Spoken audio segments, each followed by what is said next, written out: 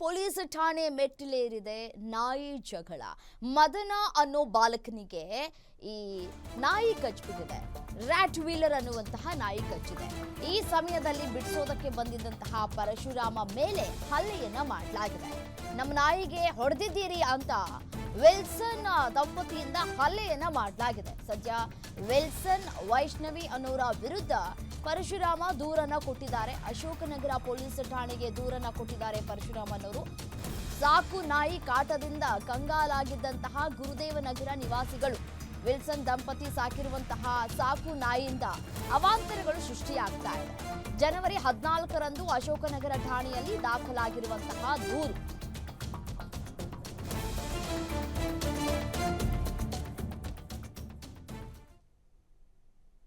ಬರೋ ಮುಂದೆ ನನ್ನ ಹೆಸರು ಪರಶುರಾಮ ಗದಕರ್ ಅಂತೇಳಿ, ನಾವಿರೋದು ಗುರುದೇವನಗರ ಥರ್ಡ್ ಕ್ರಾಸ್.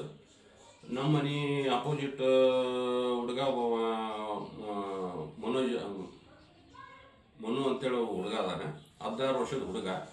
ಅವನೊಂದು ನಾಯಿ ಸಾಕೊಂಡಿದ್ದಾನೆ ಹುಡುಗ.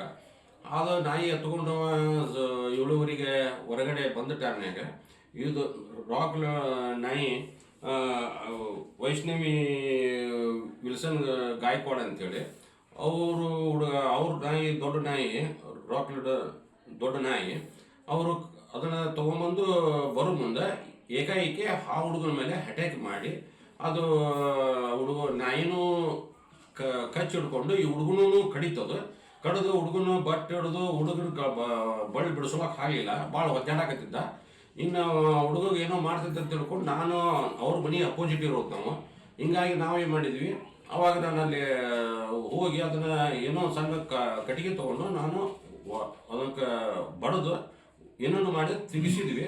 ಆಮೇಲೆ ಈ ವೈಷ್ಣವಿ ವಿಲ್ಸನ್ ಗಾಯಕೊಂಡವನು ಹುಡುಗಿ ಗಂಡಿಗೆ ಫೋನ್ ಮಾಡಿ ಆಮೇಲೆ ಬಂದು ಹಚ್ಚಿದಾಗ ಕೆಟ್ಟ ಶಬ್ದ ಬೇದು. ಆ ಹುಡುಗಿ ಆ ಹುಡುಗ ಇಬ್ಬರು ಕೆಟ್ಟ ಬೇದು ನನಗೆ ಹಲ್ಲೆ ಮಾಡ್ಯಾರ.